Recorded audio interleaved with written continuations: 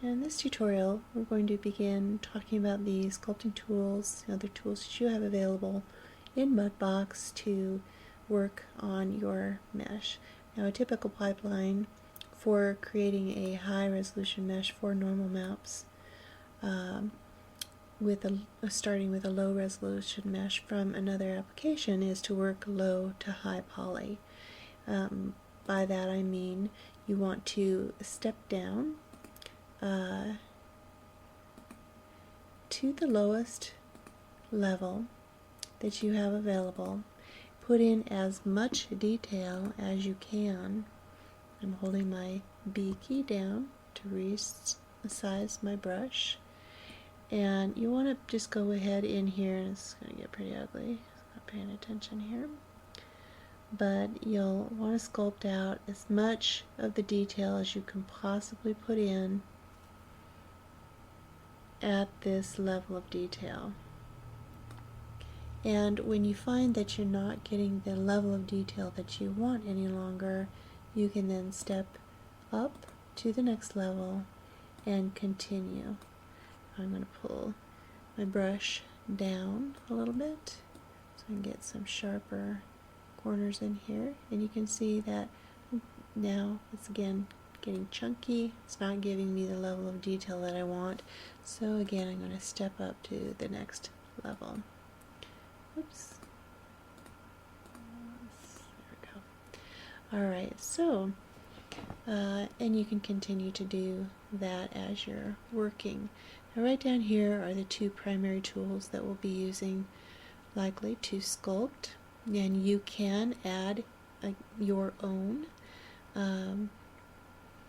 just as we are able to add our own alphas in ZBrush.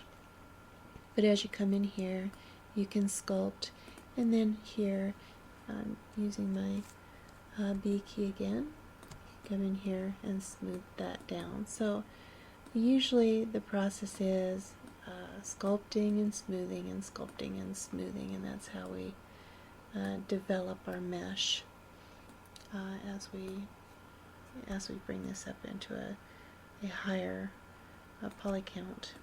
Get all that detail in there that we want. Alright. Additionally, there are a number of other interesting sculpting tools available to you. Smear, woohoo!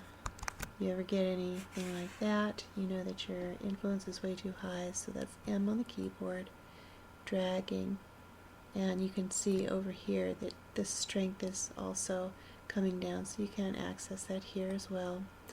And that again is still too high, so M on the keyboard, bring it all the way down, and that's giving you a much more reasonable result. Alright, so the knife also is cutting into the mesh. Way too much influence again, so we're going to bring it on down, and we're just going to see what this one has to offer.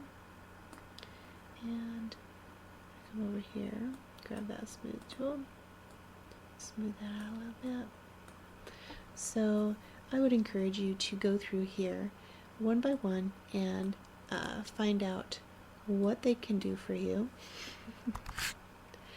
and practice manipulating your brush control and also your strength. They are accessible over here in the properties, so that you can get the look and feel that you want for your particular character.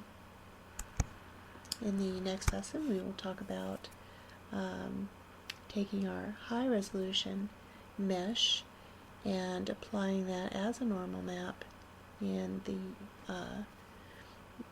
3D application of your choice.